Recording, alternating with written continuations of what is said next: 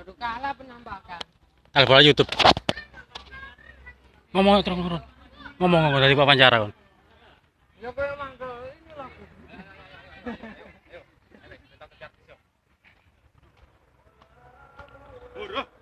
Gua gua Jepang di Watu Kosek Ngempol Pasuruan. Itu yang nomor 3. Lebut tak? Ayo Aku lebut tak? Iya aku. Ayo. Tapi akeh to. Kene wis.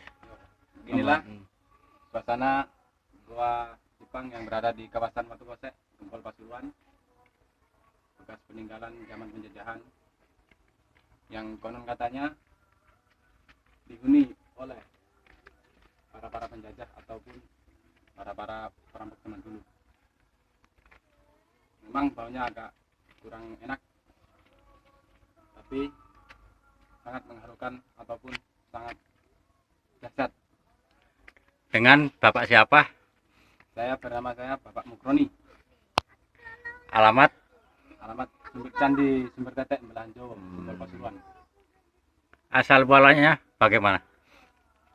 Konon katanya asal mula ini tempat ini dijadikan tempat persembunyian untuk para perampok ataupun para penjajah di zaman Belanda. Ya kurang lebih 200 tahun lah.